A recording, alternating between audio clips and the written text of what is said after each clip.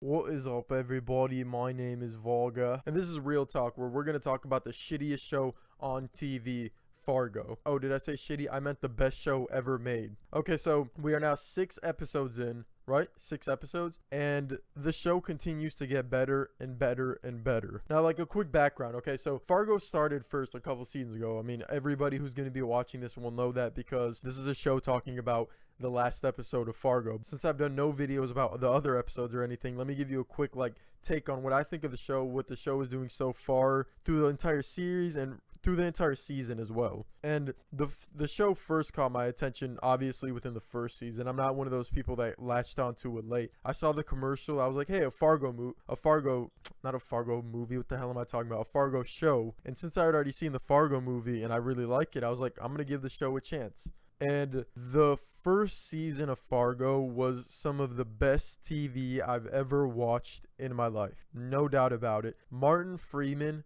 completely destroyed that first season. I mean, he just killed that role. He just fit in this world that they are trying to set up with Fargo so perfectly. And that first season was so awesome. I could not wait for the next season. Season 2 came around, and it was definitely a downgrade from season 1, but that's not saying that much because season 1 was so good, like so all-time level good, that even when we get to season 2 and it's a little bit of a drop-off, season 2 was still amazing. So coming into season 3, I could not wait.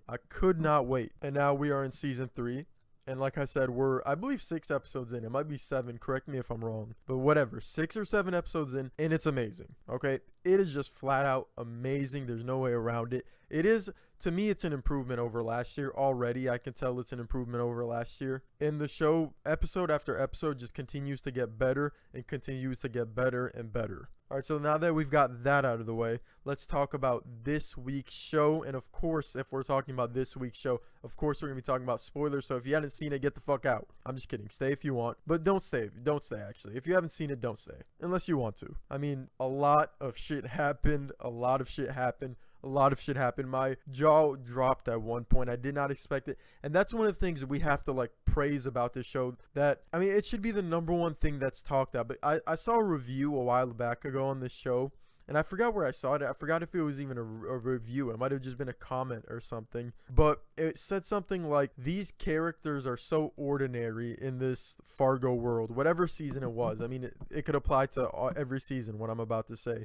But it said something like, these characters are so ordinary, and normally they would be so boring, but the story and the ridiculousness of the story makes them interesting. And I thought that to be a really, really intelligent comment, because once I thought about it, that's exactly what it is. Like, you have so many just average, boring type of people, and they really try to emphasize that if you pay attention. And like this small town of a bunch of weirdos who got some weird accents and just go about their regular day, and they have one of the most interesting shows on TV made about them. And the show has so many impressive things about it. I mean, the cast has been amazing for every season. The acting has been incredible. The production is movie level. Like, this show looks like a movie. Like, it feels like a movie too. It feels like an HBO production. The directing is top notch pretty much damn near every episode. I don't think there's one episode where I can really remember me complaining about the directing or it standing out or something like that. But even though there's all those amazing things about the show, the thing that just stands up above all is the screenwriting, the story. It's just incredible. I mean, even now we're 3 seasons in, or 2.5 seasons in, and they still have me guessing at every corner, and I still do not know what to expect. And we saw that again this week, obviously with the big thing happening, Raymond Stussy dying. Now, towards the end of the episode, I was definitely on the edge of my seat because I was expecting something to happen. As we all know, Fargo, which, by the way, I got to speak on him real quickly since obviously I've never spoke on him before. This character is one of the reasons why this season is so amazing. This actor, I don't know his name exactly. Let me pull it up real quick. David Thewlis. I don't know if I'm saying that right. I think I am. VM Varga is the character he plays on the show, and he just does an amazing job with him. This character is so disgusting. This character is so vile, but every single second he's on screen, you want to punch him. You want to punch him right in his face. And he's just interesting. I mean, really, he came into the show a couple of episodes ago, and now he's been like established. He's been in for many episodes in a row now, and he's had a bigger part in every episode, it seems like. We don't know much at all about him. We really don't know much at all about him. I think we're going to learn a little bit more about him in these next couple episodes. So far, all we've seen is like disgusting scenes. Like in this episode, he was like picking his gums or something like that, to the point of like where they were bleeding.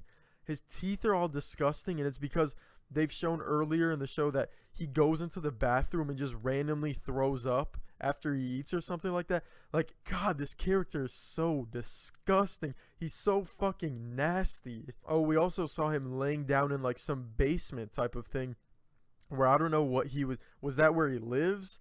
It just looked weird. It looked like a prison cell kind of. And he was laying on the ground, I think, like on concrete. Dude's a weirdo. The actor does an incredible job with him in the show, and he is definitely one of the standouts of the show. I can't wait to see what we're going to learn about his character, because I do believe in these next couple episodes we are going to learn more about him. And of course, the other big well, before I move on to the big thing that happened in the show, let me say one more thing about him that I found really interesting in this episode, is that he's becoming a lot more talkative, Varga. Before, I feel like he's always been talkative. I mean, he never shuts the fuck up sometimes, but it seems like he's willing to prod himself even more into conversations now, especially you saw when that cop, played by Carrie Coon, her name's Gloria, I think, when she came to the office of Emmett Stussy and she started asking him questions about Ray and if they've had any type of like feud or anything in the past.